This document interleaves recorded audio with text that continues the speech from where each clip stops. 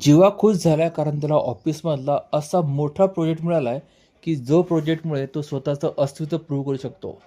पण नंदिनीने एक चूक केली आणि त्याला फुटलाय घाम. नक्की काय झालं आजच्या भागात बघूया.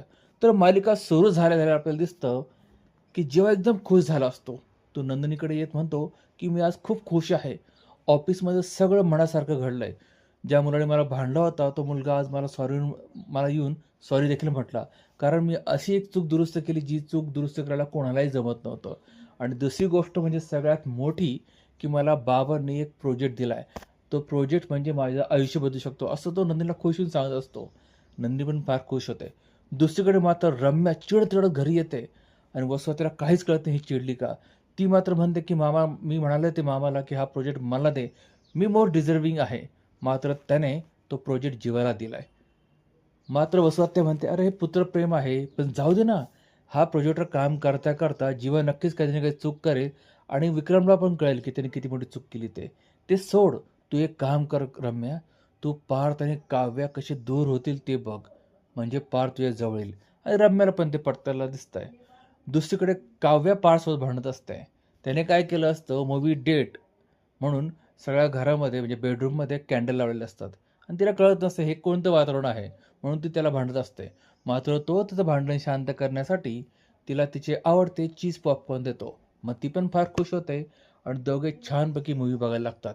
तिथे एका क्षणी आपल्याला दिसतं की दोघे खूप जवळ आलेत. आणि मित्रांनो इथे फुसका पार झाला बघा. म्हणजे मला वाटलं की आता ते खूप जवळ आलेत, पण हे सगळं पार्थचं स्वप्न असतं. आणि पार्थ स्वप्नामध्येच तिच्या खांद्यावर डोकं ठेवून झोपून जातो. काव्य पण तशीच झोपून जाते. पुढे सकाळी आपल्याला दिसतं की जीवा मन लावून पसारा केलेला असतो. 2-4 फाईल त्याने बेडवर ठेवल्या असतात.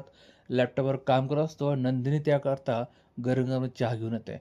तो मात्र चहा घ्यायला नकार देतो. पण मात्र नंदिनी काय ऐकत नाही. मग दोघे फुरक्या मारत चहा पित असताना नंदिनीकडनं एक चहाचा कप त्याच्या महत्त्वाच्या फाईलवर पडतो आणि जीवा भयंकर टेन्शन घेतो.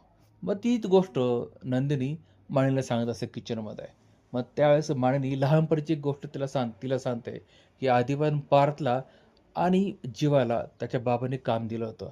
पार्थला इंटरेस्ट असल्यामुळे त्याने काम खूप छान केलं, मात्र जीवाकडनं गडबड झाली. आणि मग जेव्हा गडबड विक्रमला कळाली, विक्रम भयंकर चिडले होते. मात्र आता मला टेन्शन नाही, कारण आता जरी तो चुकला, गडबडला, तरी तू त्याच्यासोबत आहे, असं म्हणत नंदिनीचं मानिनी कौतुक करत असते. आणि मित्रांनो, इथे आजचा भाग संपतोय. उद्याच्या भागामध्ये मात्र त्यांच्या घरात वादळ येणार आहे. उद्याचा भाग बघण्यासाठी चॅनल सबस्क्राईब करा, बेल आयकॉन प्रेस करा.